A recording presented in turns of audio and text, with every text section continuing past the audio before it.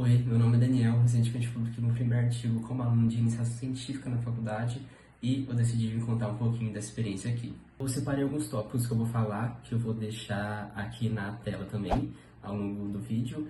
E para começar, eu gostaria de falar que eu sou aluno de graduação de Engenharia de Sistemas da UFMG, então a minha experiência nessa área de pesquisa é uma experiência inicial. Também, claro que, que quem é aluno de mestrado, doutorado, enfim, quem é pesquisador, tem muito mais contato com ciência, tem muito mais experiência do que eu.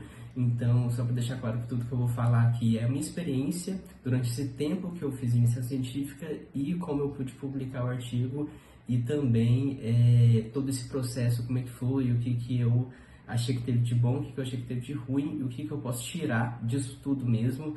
E talvez isso possa ser útil para alguém aí no futuro também. Principalmente o contexto geral do artigo é que, durante a minha iniciação científica, eu fiz parte do LOCUS, laboratório da UFMG, e o pessoal lá trabalha com computação voltada para o lado social.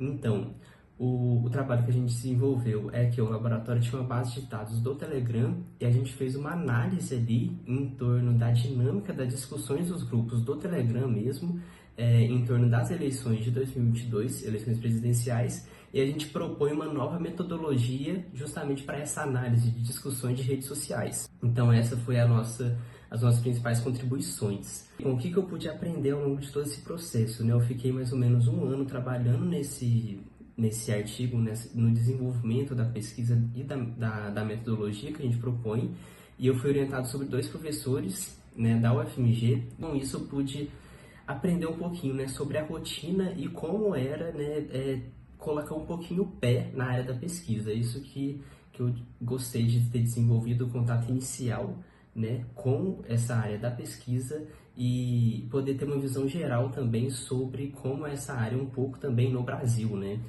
Isso, de certa forma, foi uma coisa que eu gostei bastante de ter feito parte, porque eu pude ter um contato maior, né, com pesquisadores assim, da faculdade, com a ciência em si. Eu acabei buscando também muitos conteúdos científicos assim, no YouTube, em canais, tanto para o meu desenvolvimento pessoal também, quanto para o desenvolvimento do trabalho que a gente estava fazendo em si. Então, isso, de certa forma, me fez valorizar assim, mais a ciência que é feita no Brasil mesmo. Assim, você vê que realmente tem muita gente foda, assim, nas faculdades fazendo muita coisa que às vezes a gente não tem ideia, né? Que às vezes isso não chega muito no público leigo ali, que não está em contato direto com a área de pesquisa no Brasil. Isso até é uma coisa que vários canais, né, relacionados à ciência no YouTube propõem isso, justamente faz essa ponte, essa comunicação da ciência que é tão importante hoje no país. Então, com certeza, ter um contato maior, né, com pesquisadores ali, com a área científica, com, né, a parte acadêmica da faculdade, enfim, tudo isso com certeza me fez valorizar mais o trabalho científico que é desenvolvido no Brasil. E uma frase que eu ouvi que fez muito sentido para mim é que ciência sem formalismo é conversa de bar. Então, eu, de certa forma, sempre tive dificuldade de às vezes, lidar com certos formalismos extremos ou certos processos que às vezes são muito rígidos, porque eu acho que isso às vezes tira um pouco minha liberdade, eu gosto um pouco disso também, mas de fato na ciência não tem como a gente, né, de certa forma, deixar essa padronização de lado, às vezes esses formalismos de lado, independente da área, né, porque tudo isso de certa forma ajuda, né, justamente valoriza o desenvolvimento de todo mundo e também facilita justamente o desenvolvimento da área de uma maneira geral. Porque, né, você tem que pensar que outras pessoas também vão avaliar seu trabalho, né? Você não pode entregar o trem de qualquer jeito para outra pessoa avaliar, você não pode entregar seu artigo de qualquer jeito numa conferência, por exemplo. A coisa mais básica do mundo justamente a padronização do desenvolvimento de um artigo, por exemplo. Justamente certos padrões, certos processos têm de ser seguidos, porque tudo isso, de uma maneira geral, facilita o desenvolvimento da área e o desenvolvimento conjunto de todo mundo também, né? O desenvolvimento pessoal de cada um ali. Então, isso é importante também e, claro, né, para a validação das ideias, que é aquilo ali que está realmente sendo discutido, aquilo ali né, aquilo ali é um fato, aquilo lá está certo, né? Então, essa validação das ideias também encaixa nisso, justamente. Então, isso de certa forma também me fez ficar um pouco mais organizado em relação às minhas anotações, por exemplo. Eu tinha uma página no Notion, vou deixar um print aqui também, que eu ia anotando as coisas que eu ia fazendo da minha iniciação científica foi durante um ano, esse trabalho. Então, eu anotando tudo nessa página, não sei se foi da melhor forma, talvez, provavelmente nem foi, porque foi a primeira vez que eu estava fazendo isso, então eu acho que estava meio bagunçado, mas enfim, é importante que aquelas anotações que eu ia fazendo, aquilo ali ia me ajudando no futuro também. Eu às vezes gostava de escrever algumas coisas no papel também, eu gosto um pouco do papel ali, do lápis. Então, as anotações também, com certeza, me ajudavam a manter o processo mais organizado e saber a minha situação, o que eu já tinha feito, o que eu ainda tinha que fazer também. E uma coisa que eu aprendi também, que eu tinha muita dificuldade, era receber críticas de um modo que às vezes não me afetasse negativamente. Às vezes quando eu ia apresentar algum resultado para os meus orientadores, por exemplo, ou para outras pessoas também, eu às vezes era criticado, mas de uma forma que isso ia ajudar na construção do meu trabalho e justamente na construção e validação de melhores ideias. Então, eu às vezes tinha dificuldade de olhar e validar as críticas e separar isso, né, do pessoal e justamente do profissional, do trabalho, né? Então, justamente as críticas são coisas boas.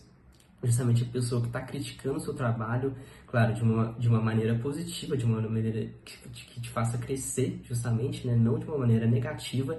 Essa pessoa quer, né, justamente desenvolver aquilo ali com você, quer validar melhor as ideias, as hipóteses. Então a gente tem que enxergar as críticas como algo positivo, né? Eu tinha certa dificuldade de enxergar isso, às vezes guardava alguma mágoa, algum receio, alguma coisa assim. Elas também vão tornar seu trabalho mais robusto, né? Você vai ficar mais preparado ali, de certa forma, para saber o que de fato você está defendendo, o que de fato você está propondo. Então, o trabalho que a gente desenvolveu pensando na área da engenharia, ele tem um pouco menos de aplicabilidade, apesar de que, claro, os conhecimentos e as habilidades que eu adquiri durante todo esse processo são aplicáveis sim. Mas isso só para deixar claro é por causa do tema que eu escolhi também durante a minha iniciação científica. Esse é um tema que eu acho muito legal, essa área, né, entrando na área de ciência de dados ali, uma parte da computação, pegando um pouco de IA também, análise social que a gente fez também, importantíssimo. Tudo isso eu acho muito válido, muito interessante. Mas tem essa questão que às vezes eu me sentia um pouco desconectado da engenharia só, mas isso foi por causa do tema que eu escolhi e do que eu queria também na época.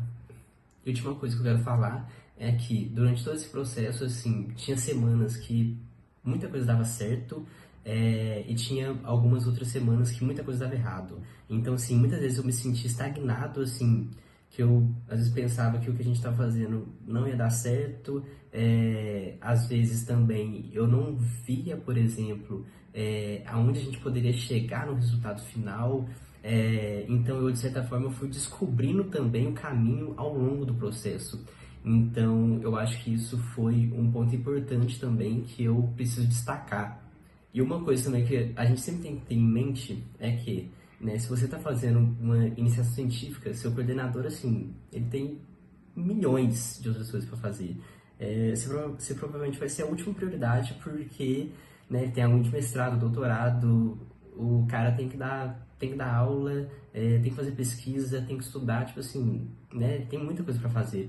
Então é muito importante também que, né, se você realmente está interessado no tema, você tem que sempre manter uma postura ativa, né? Você sempre tem que buscar as coisas. E, né, muitas vezes, às vezes é até difícil você fazer uma reunião, às vezes, com o seu orientador, às vezes da sua IC. Né, isso também me ensinou, manter sempre uma postura ativa na busca ali do que você está fazendo, ainda mais se você tem interesse na área. Você tem que manter uma postura ativa justamente para, né, conseguir atingir o seu melhor ali e justamente dar o seu melhor. Bom, é isso, galera. Espero que esse vídeo seja útil aí para alguém.